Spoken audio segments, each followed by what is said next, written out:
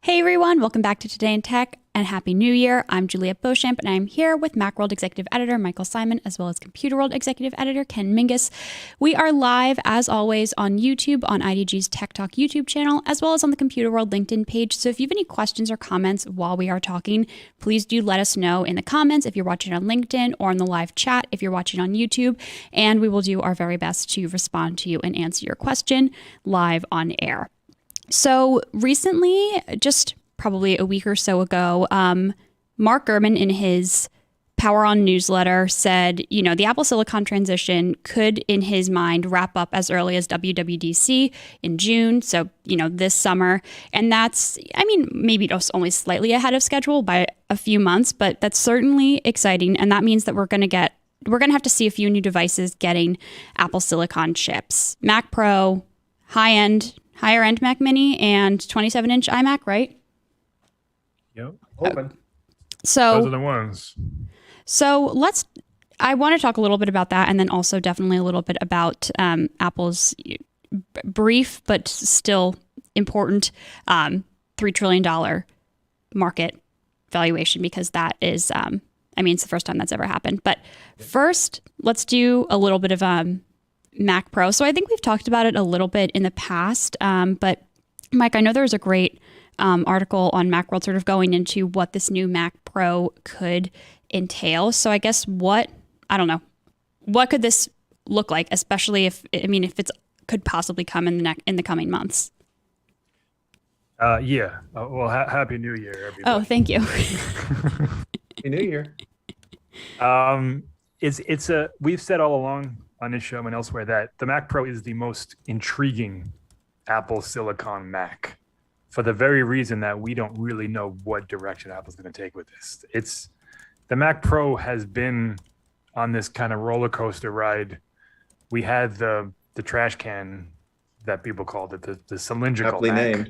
Aptly named. Yeah, which looked cool, but was a nightmare for the people who needed it to do certain things. It wasn't upgradable in the way they wanted it to be. It wasn't modular by any stretch. It was cool, like super cool, and it had that awesome fan that shot. It kind of reminded me of the Power Mac Cube from way back. This was a classic example of form over function. It really was, for sure. So, but that stayed around for a while because it's really hard to pivot on anything, really. But on these specific types of Macs, the high end Macs, the $5,000-$6,000 Macs, a ton of research and development goes into these things, and if they get it wrong, like Apple did, it took from the moment that Phil Schiller said, "Hey, listen, we screwed up and we're going to redo it." It stayed on the market for like another 3 years. Because it's not so easy to just say, okay, this isn't working, let's do it again, and we'll have one out in 6 months. So my guess is they've been working on this version of the Mac Pro for a while. Like, it's not going to be a Mac Pro with Apple Silicon. So the first M1 Macs, they were Intel Macs with Apple Silicon. It was literally the exact same machine, the same enclosure, the same chassis. The Mac Mini, hilariously so, because there's like all this empty space inside it because you don't need all that cooling and all that heat dissipation anymore. So there was like a logic board and a little hard drive and like a ton of empty space because they didn't need what they needed for Intel, which is the heat sink and the things that were inside it for cooling. Yeah. So it's not going to just be a gigantic tower that now has an M2 Pro or whatever is going to be chip. It's going to be dramatically changed. And we don't really know what that's going to look like. So the first question, and no one has really answered this yet, is it going to be expandable via PCI Express slots? That's the first question I have. Now, conventional wisdom would say no, because most of them won't work off the shelf. You don't need graphics, or don't need, but you're not going to have any graphics card that are going to plug into Apple Silicon. You're not going to have any audio things, and the things that you would want to put in there, it's going to take a lot of doing by developers to get on board. And so unless Apple's doing that now, my guess is it's not going to have those types of slots. The second thing is RAM. which it also isn't going to have because of the unified architecture of the chip. I don't think Apple's going to change that for the Mac Pro, so it'll have 128, 256, whatever the gigs of RAM are. I don't think there's going to be RAM slots. So when you take away RAM slots, you take away PCI slots. You can make that thing pretty small and still have it be insanely powerful. So, I'm like, those are the questions that need to be answered before we like kind of figure out what this thing is going to be. As you talk about this, Michael, I have to admit the image that came to mind was some sort of flying saucer, small cylindrical frisbee type device that, I mean, they could do that. They could, sure. Yeah. I don't know. I mean, I don't know if they're going to even bother with like something like that, or if it's just going to be the cheese. It's not going to be the cheese grater, though. I mean, I have to believe they're going to go in some different direction. Well, I would think not. I mean, first of all, the cheese grater is functional because it's for cooling and vents and stuff. I don't know if they're going to need that. I mean, obviously whatever chips are in the Mac Pro are going to be way faster than the ones that are in the MacBook Pro, which are already very fast. We had an article over earlier this week where one of our freelancers has a I don't know how expensive it is. It's like a $20,000 or something, or a $12,000 Mac Pro with the top of the line graphics cards, Afterburner, all that stuff. And he pitted it against the M1 Max, and it's basically for rendering and stuff. They're kind of on par. So, like, Apple is starting from an extremely strong position with Apple Silicon. If the rumors are true, and it's a double die, double chip situation, so we're talking about 40 cores and up. Graphics, I'm not 100% sure if it may be discrete. I don't know what they do with graphics, but whatever the case may be, it's going to be way more powerful than the MacBook Pro chip, which is already pretty close to those Xeon chips, depending on what you're doing, single core, multi-core. Like, there are some tasks where it gets smoked, and Apple will obviously address all that, but the outlook for that is pretty bright for what Apple can do without having to, really kind of redesign what is already out there. Hey, Michael, I just wonder, this is sort of related to that, but not directly to the Mac Pro. The boasting that's coming out of Intel now that it measured its chips up against the M1 Pro and M1 Max, and these chips are faster, which, and I saw somebody, it might have been Mac Rumors, might have been Macworld, I'm not sure, saying that's good. Innovation is good. Sure. It's good on both sides. And then everybody said, but how much energy, how much, power are these things going to draw? That's the thing. Yeah. And how much, can you turn it into an oven because it's going to produce so much heat? For sure. It might technically be faster, but it wouldn't be something you'd want to stick in a laptop. And it's also like, what's faster? Like, how much does that machine cost? What does it look like? How thick it is? There's a lot of questions there. Yeah. I think it's great that they're great and also hilarious that Apple's been doing this for 1 year.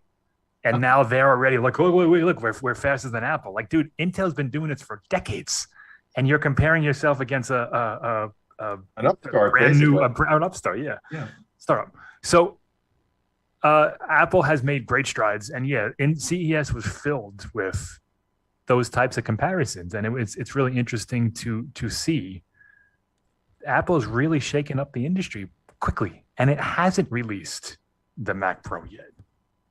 And that's going to be like, what is Intel going to do when it outclasses its workstation chips? I think in year one. This goes exactly to the point, Juliet, that you made when we started, which is that Apple touched that 3 trillion mark even briefly. Mm-hmm. And as I recall, it took I guess it's been 3 years since it was at 1 trillion.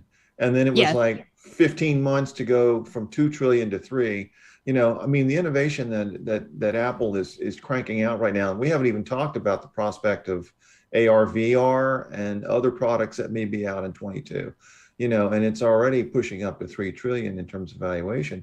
It's on a roll. And, I guess the one question, Mike, about the Mac Pro, I would ask, we've always assumed that it would be out at the end of 22. Do you think it's possible it may come out by WWDC? I think we're going to get a look at it at WWDC. They've done that a couple of times already, and they say, here's what it looks like, here's what it does, and you can order it in December. That's my guess. Okay, is that because I think it would be weird to have an event in December where we're probably going to get a second generation something, however the cadence works. That's usually a consumer-ish event. I know the Mac Pro came out last year, but that's still something that consumers are interested in. If you throw a Mac Pro there, that's not something that people buy. The Mac Pro is a WWDC device. It's $5,000. It's not something that people are going to buy on a whim. So that's the venue. I think when Gurman says this could all be wrapped up by then. So we're talking about spring event, 27-inch iMac, maybe the MacBook Air or whatever that redesign is. Right. Or maybe that's pushed to the fall. Maybe that's the fall announcement. And the high-end Mac Mini is in the spring, and then WWDC is the Mac Pro. So we will see all of it. I don't think we're going to necessarily go out and be able to buy all of it, but it does make sense that, these chips are basically, it's done. When Apple, the last transition was the Intel transition, they were way ahead of schedule there too, because, they were working very closely with Intel at the time to get these things out in a timely fashion. You want to under-promise and over-deliver in these instances. And I think, it would be a great thing if they can say, listen, in June, our entire lineup is or soon will be running on Apple Silicon. I can't imagine they're selling many Mac Pros right now anyway. So if they pre-announce it, so to speak, I don't think it's going to affect sales in the sense that if they say today that there's a new iPhone coming, we know that already. But if they were to show off the new iPhone and say, okay, it's shipping in June, iPhone sales would crater because nobody was like, wow, I want a new one. I don't think that's an issue with the Mac Pro. So they can announce it early. And it makes sense you're exactly right. It makes a ton of sense for it to be announced at WWDC because when else would it be announced? Yeah, those are the people, that's the audience that cares about it. Yeah.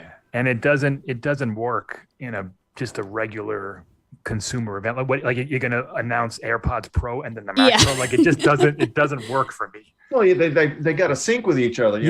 Right. Right. Yeah. Yeah. That's an interesting point. And it's going to be a real stellar year for the Mac, I think. I mean, last year was great. This year is going to be, I think, even better. Do you ever is it ever not a stellar year for the Mac? We've had some bad years for the Mac. Okay. I mean, the last two we've been extraordinarily lucky and a little bit spoiled. Okay. But if you go back to 2020 and we got a MacBook Air with more storage and a slight processor bump, and that was good for 2 years, there have been down years for the Mac. It started with the M1 at the end of 2020, right? That was what. But even that, that was by the Apple Silicon, basically. Of course. Okay. Yeah. But last year, particularly with the iMac, redesigned iMac, and the M1 Max and M1 Pro chips, and the laptops to go along with it, that was, I can't remember another year that we got that. We're writing an article now. Tomorrow's the 20th anniversary of the iMac G4 announcement. Can you remember that? That was. I do. I'm old enough to remember that. I was just a kid computer. At the time. Yeah. Was oh my God, what is that? Yeah. And that there was a long stretch where Apple didn't do that with the Mac, and I think that we're getting back to that level of innovation and level of excitement that Apple can deliver with the Mac. Nice. That's cool. And I like this sort of the timeline that you've laid out, Mike. It makes a lot of sense to say, maybe a little something in the spring and then Mac Pro in June, and who knows? Because there's also going to be a new MacBook Air, right? That's the big new. That's the big product of the year for people like us who can afford this stuff. Probably no new MacBook Pro unless they update the 13-inch with the M2 chip and maybe the loss of. I don't know. I I assume the 13-inch Pro would go away, but Gurman says that they're working on a new one. I don't really understand where that fits, but didn't they just announce a 14 too? Yeah, right. So the 14 is $2,000. The Air is $1,000. We're talking about an inch. Yeah, it's really 13.3, so it's not even it's 3/4 of an inch. I don't know. I don't know why they would do that, but maybe. I don't know. They need something between. So the Pro starts at $2,000. The Air starts at $1,000. There's got to be something in between there. The way I figured it was that this new device, which is going to come in colors, the M2 chip, white bezels, kind of to match the iMac, a totally new design for the first time in a long time, completely different. I assumed that would be the new MacBook and would start at like $1,400, $1,500. Keep the MacBook Air, keep this new machine, and have the Pro, and that's your lineup. Keeping the 13-inch Pro for $1,300 makes no sense to me, but again, that's Apple, and sometimes they do confusing and weird things. Well, they have, they have this reputation for having a very good. I think it was Steve Jobs who had like the 4 quads of Pro and consumer. They never quite got there, but yeah. No, but they've done better, and they have had these weird categories. That you've seen it in some of the iPad lineup, where you've got this iPad either in the middle or upper middle or lower middle, and there's overlap where it doesn't need overlapping. To be. I agree. I don't think the 13 makes sense. But we'll see. We'll see what it. I don't know. Right now, the 13-inch Pro is an Air with a touch bar. That's it.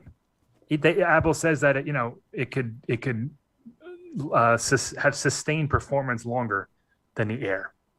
Whatever. Who's doing that with that machine? If you want sustained performance, you're going to get the 14-inch Pro and pay a little bit more for it. So I don't really understand. Right now, I don't understand its point. And if it sticks around, I really don't understand the point. Unless the Air gets cheaper, maybe the Air goes down to $800, and but even then, I just don't get it. So I'm gonna wait and see on that one. Sometimes Gurman's sources or sometimes get their lines crossed, so it's possible that that's not correct. We'll see. But the new Air / MacBook / whatever it's called, the new consumer laptop is extremely exciting. Kind of like a retro iBook. It sounds like. From what the rumors say, colors, again, that white bezel M2 chip, really real exciting, complete and total makeover. Nice. So then let's touch a little bit on the point that I mentioned briefly at the beginning, and then Ken, you brought up too, is this $3 trillion market cap. Not anymore. Not anymore. It was brief. It's tanked since then. It's tanked. Yeah, it's tanked It's only worth $2.84 billion. Oh my gosh! It was 2.9. It was 2.93 trillion. I think when I read this morning. Yeah, it's gone down the last couple of days since the, it's down since the market's opened. Like $2 today, a couple bucks. I mean, at this point, Apple it's another marker that Apple's being very successful. That whether it's 3 trillion or 2.84 trillion, it's like it's noteworthy because you've broken through another line, 3 trillion. Yeah. But the fact that the stocks are up or down or whatever, Apple seems to be cranking along pretty seriously on all 8 or 12 cylinders in terms of product design. The engineering behind it, the rollout of these products. Remember, they're making this shift to the Apple Silicon, and at the same time, they've still got a lot of Intel Macs out there that are running, the latest software. And, again, what is it, Rosetta 2, I think, Michael? Mm-hmm. That I haven't seen any major issues in terms of the transition. Everything works. Yep. Surprisingly smooth. And again, we have other things in the offing, we think, like the AR, VR glasses, of course, the iPhone in the fall, another Apple Watch. Well, I think a lot of that, the rumors, particularly the headset, I think that's what's driving the price right now. Okay. We should take a moment to discuss. So 1998, right? Yep. Was that 30 years? 1998 was 2024. 24. Steve Jobs came back, right? Apple was on its deathbed. barely relevant. 2000 stock was, the iMac gave it a brief bump, but by 2000 2002, stock was nothing. iPod came along, iPhone came along, iPad came along, and Apple Watch. The string of successes that Apple has had is astounding. Now, I mean, not to mention that the company was nearly bankrupt, and now they're the richest company in the world. Aside from that, because that's all kind of like play money. Like Apple's not really a $3 trillion company in the sense that, like, it's all what people are speculating and stuff. But what Apple has done from basically nothing, from Steve Jobs, and Tim Cook deserves a lot of credit as well. It's amazing. I mean, it is beyond amazing that Apple has been able to continue this run of both good products and products that people want to buy.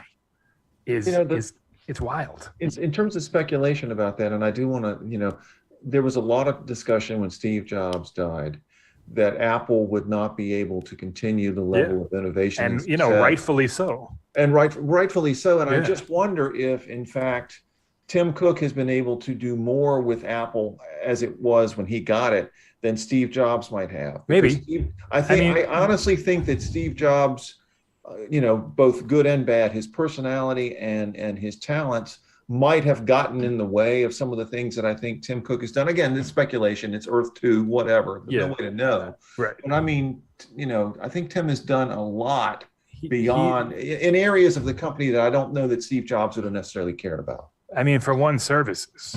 Yeah. Services weren't a thing under Steve Jobs at all.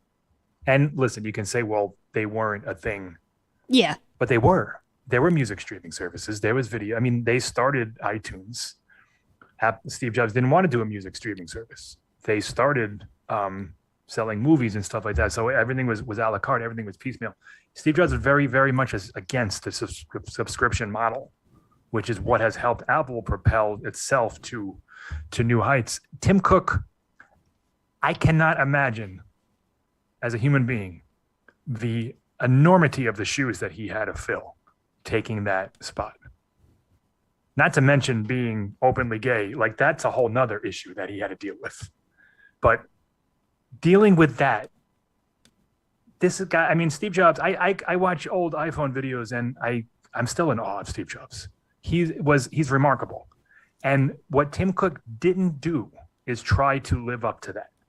He did his own thing. Yes, there's keynotes. Yes, there's products. Yes, there's pomp and circumstance and flashy marketing and all that other stuff. But you can clearly see that he's not trying to be Steve Jobs. He's doing things the way he thinks it's right, and it's working. They lost Johnny Ive too. Let's not forget, and they're still killing it. It's remarkable what Apple has tried to do. Now, after Tim Cook, I don't know what's next. Who's next? I don't have a clue. Tim Cook, we didn't really know Tim Cook. No. Steve Jobs knew him, and he handpicked him. And I'm sure Tim Cook has someone in mind as well. That is almost as integral to Steve Jobs' legacy as the products is knowing this is the guy that is going to get things done. And he wasn't. It would have been easy to put Johnny Ive or Phil Schiller or Craig Federighi up there because everyone knew who he was, who they were. They were celebrities. Johnny Ive is obviously a genius, but he didn't. He went the operations route. And, now, like, you realize, like, Tim Cook's a supply chain guy. Like, this is, like, right, what's happening right now, this is his thing. Wait till those earnings come out in 3 weeks. We're going to be blown away because this is what Tim Cook's genius is, the stuff that we don't see. But he was still able to create AirPods, Apple Watch, HomePod, for as much as we like to poke fun at HomePod, it's still a great product. Apple, I know I work for Macworld and I know I sound like a cheerleader here, but it's amazing how Apple is able to keep this engine running and growing year after year after year and growing at a pretty sizable clip. Often growing beyond the industry norms. Yeah, it's nuts. And people can criticize and all they want. Fine. There are things that they do wrong and there are things that they can get better at, but I don't know of any other company in history that's been able to do this. You look at like the giants, like GM, AT&T, they all have their rises and falls. Apple's just keep rising. Just keeps going up. This has been like 25 years, 20 something years. it's astounding, and there's no reason to think that it's going to stop. To summarize or to reiterate the point you made earlier, Michael, if you are in the Apple ecosystem, if you're interested in technology in general, we have had an abundance of riches so consistently that it's almost impossible to remember. Okay, so Apple has an off year. It can't do something or roll out a product because it's linked to Intel and the chips aren't ready or whatever. But in general, the innovation and the products that have emerged from this company over the last quarter century, it's impossible to imagine what it would be like without that, because it also drives innovation elsewhere in the industry. That's what's the important. It's not just what Apple's doing, it's what Apple forces other companies to do.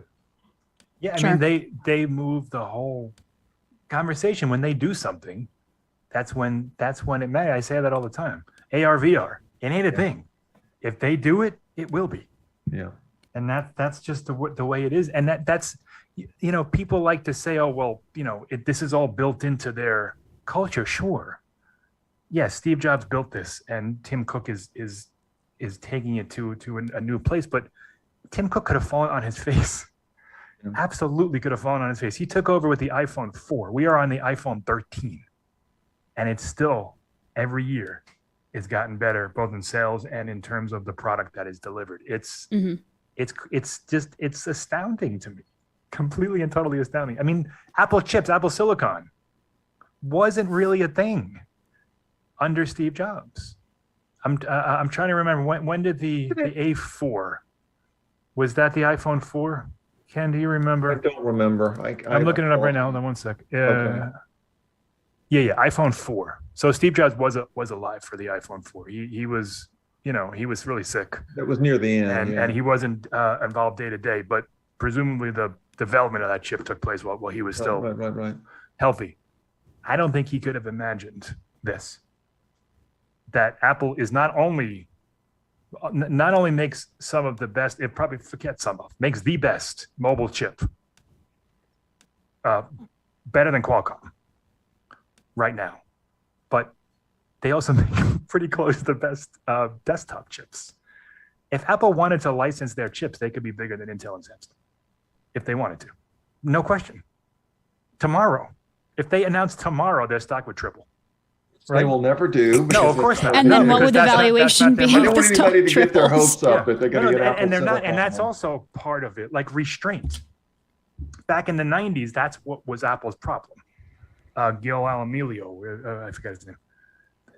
All those Hackintoshes and everything. The temptation to do too much has got to be overwhelming. You talking about the Mac clones? Yeah. Power PC, power computing.